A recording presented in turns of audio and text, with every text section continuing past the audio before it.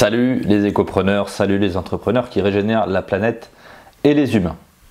Comment convertir Donald Trump ou n'importe qui à l'écologie? Alors oui, je vous l'accorde, ce titre il est un petit peu exagéré.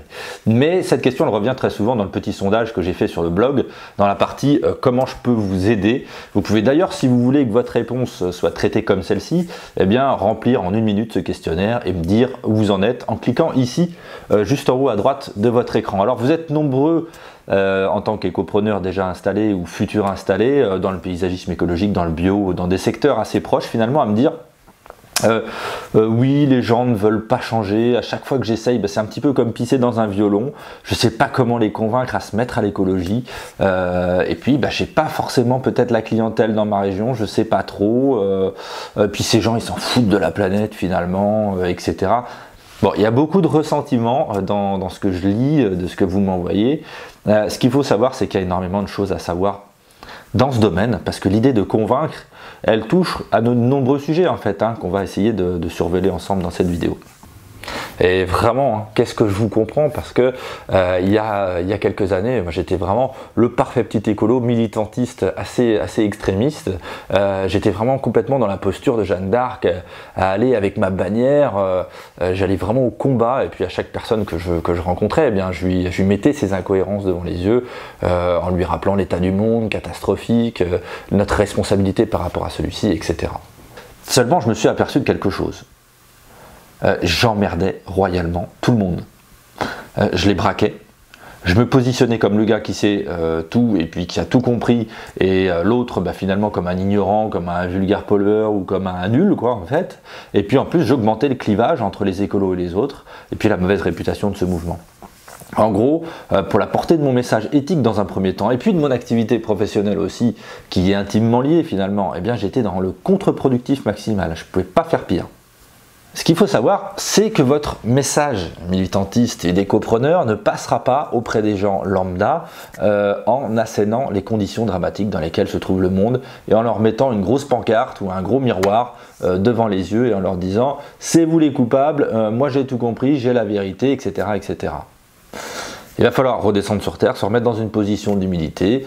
Vous n'êtes qu'une personne finalement qui expérimente comme nous tous.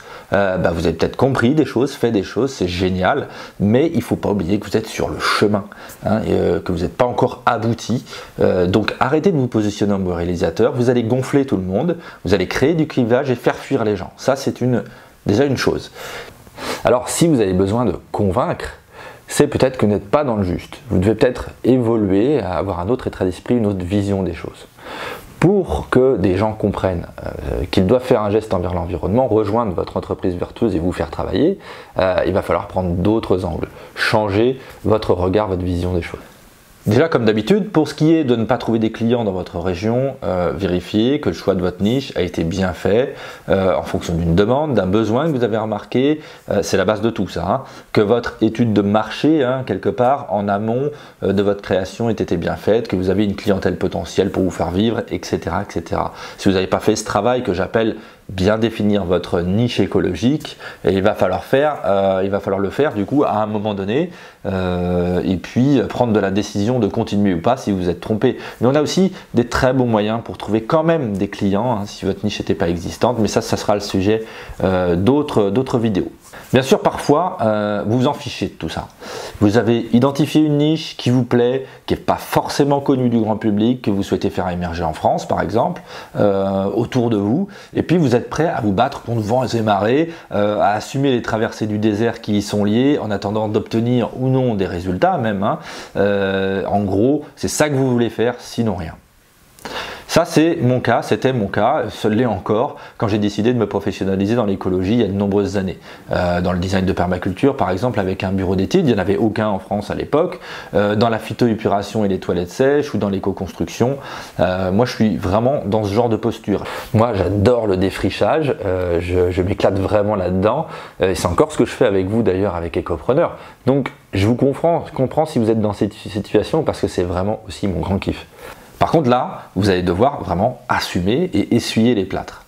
Ça veut dire quoi? Ça veut dire que vous allez devoir faire énormément de pédagogie pour faire connaître et comprendre votre idée aux gens et les bénéfices pour eux de votre service, de votre produit, de votre idée. Car c'est ça qu'il faut comprendre, c'est que la majorité des gens sont égocentrés. Donc si vous ne leur parlez pas d'eux, des bénéfices sur eux que va avoir votre idée, votre discours, votre produit, votre service, ils vont se foutre royalement de ce que vous allez leur dire. Donc il va falloir être préparé pour ça, assez lourdement préparé d'ailleurs pour faire tout ça.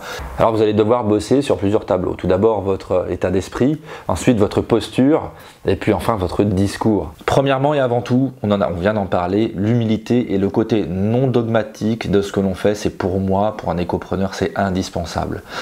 Pour moi, il n'y a pas les écolos et les autres. Des écolos meilleurs que les autres. Il y a des gens sur un chemin qui ont fait des choix, qui ont la possibilité de changer, d'évoluer vers le meilleur, peu importe où ils en sont. On en est tous à un endroit différent. Parfois la route elle est longue, hein, ça je vous l'accorde pour certains, mais certains aussi tendance à oublier très vite ce qu'ils étaient il y a quelques années. Hein. Est-ce que vous avez toujours été irréprochable dans votre vie, dans votre style de vie? Est-ce que vous l'êtes encore d'ailleurs? Non, c'est pas ce qu'on cherche. Hein. Est-ce que vous connaissez tout de la vie de la personne qui est en face de vous, pourquoi vous la jugez? Le premier geste écologique pour moi c'est d'être heureux avec soi-même et avec les autres. Et le deuxième, c'est dans sa façon de consommer et d'acheter. Hein, certains n'ont ni de toilettes sèches, ni jardin écologique, ni beau discours, et ils sont plus écologistes que d'autres. Hein. Donc on s'en fout. L'idée, c'est pas de se focaliser sur ce que font les autres, mais sur ce qu'on fait soi. Moi, si je parle à des agriculteurs conventionnels, par exemple, dont certains sont des connaissances, je suis d'abord dans l'écoute. Je suis d'abord dans l'empathie, avant d'être dans le jugement, et je ne serai pas dans le jugement, car moi je veux comprendre ce que cette personne vit. J'aime les gens. Et puis on ne peut pas faire correctement ce métier et correctement faire passer un message vertueux si on n'aime que la terre. Il faut aussi aimer les gens. Et cette personne qui se sent écoutée, va me dire toute seule le pourquoi elle en est là, le comment elle aimerait bien changer, ce qui la gêne, pourquoi elle a des problèmes.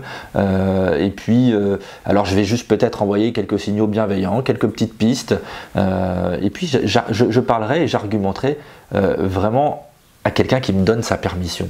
Vous entendez, ça c'est vraiment hyper important. Essayez de faire en sorte que les gens vous donnent la permission de leur parler de ce que vous faites et pourquoi vous le faites. Et puis petit à petit, vous allez faire passer votre message, avoir des opportunités pour le faire passer. Ensuite, vous avez la posture aussi. Alors là, il y aurait beaucoup de choses à dire aussi. Hein. Déjà, est-ce que vous êtes dans les mêmes codes verbaux, non-verbaux aussi, hein, d'apparence aussi, de la personne qui est en face de vous?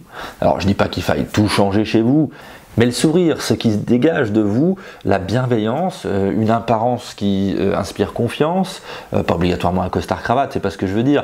Vous pouvez vous habiller ou vous coiffer comme vous voulez, mais simplement être courtois, souriant, positionné, crédible, tout ça, ça se travaille.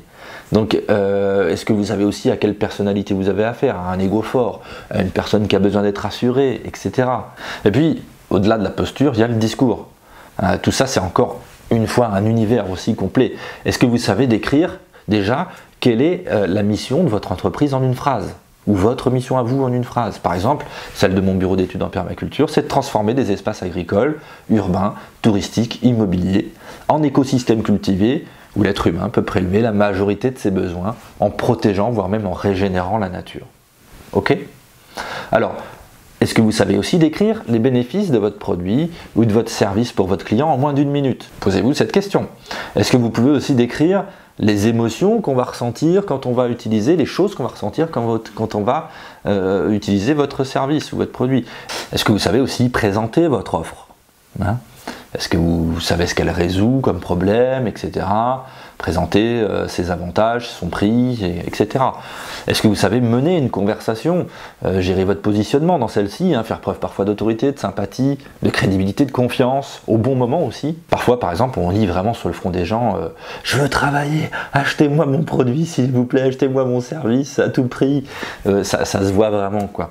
Donc, bon, par exemple, je vous cite un petit exemple, j'ai vendu et converti beaucoup de gens aux toilettes sèches en expliquant à mes clients que le dimensionnement de leur phytoépuration serait 2 fois moins important, donc 2 fois moins cher, avec des milliers d'euros d'économie au bout. Si je rajoute le fait que, vous savez madame, prenons l'exemple de madame Michu, si vous savez, vous faites non seulement de belles économies sur l'installation, mais aussi sur votre consommation d'eau avec des dizaines de mètres cubes économisés. Vous récupérez du compost et puis vous faites un geste pour votre enfant et son futur parce que la ressource en eau elle est précieuse et dans son avenir ça va certainement pas être facile de ce côté-là. Là dans cet exemple, si vous voulez, j'ai centré tous les propos sur la personne, sur son portefeuille, sur l'avenir de son enfant, sur son environnement à elle en fait quoi. Bon, alors je synthétise vraiment ici, hein, c'est important hein, que vous compreniez ça, mais c'est le principe qu'il faut comprendre. Non seulement j'ai rendu service à cette personne en lui faisant faire des économies, j'ai vendu mon service ou mon produit, et puis j'ai vraiment eu un impact fort sur l'environnement avec une économie importante sur les ressources de notre planète, en coagissant avec mon client quelque part. Hein, c'est tout bénef. Je pourrais vous parler de tout ça pendant des heures, hein, parce qu'il y a tellement à dire sur ces sujets. C'est pour ça d'ailleurs que je prépare actuellement une formation longue en ligne qui s'appelle Devenir un écopreneur accompli. Je bosse dessus déjà depuis longtemps et je sais que certains d'entre vous s'impatientent fortement de la voir arriver, mais ça va arriver dans les semaines qui suivent. Elle vous permettra en 7 mois, grâce à de nombreuses vidéos, à des coachings communs aussi, à distance, hein, tout cela, de créer votre activité d'écopreneur, de la faire prospérer, de trouver votre niche, de faire décoller votre activité si vous en avez déjà une, de communiquer avec les outils d'aujourd'hui aussi, de vous organiser dans votre travail, dans votre temps, tout plein de choses comme on vient de le voir ici. Pour vous inscrire sur la liste d'attente de cette formation, car vous vous doutez que je ne vais pas pouvoir prendre tout le monde pour la première promotion, eh bien vous vous inscrivez en suivant le lien ci-dessus. Et puis pour ceux qui ne l'ont pas encore fait, vous avez toujours la possibilité de télécharger gratuitement mon livre « Régénérer la planète et les humains tout en créant votre job, devenez écopreneur ». Et là par contre vous vous rendez dans le lien descriptif de cette vidéo juste en dessous. Je vous dis à très bientôt pour un nouveau contenu d'écopreneur et n'oubliez pas les amis, enthousiasme, bienveillance et détermination. Salut!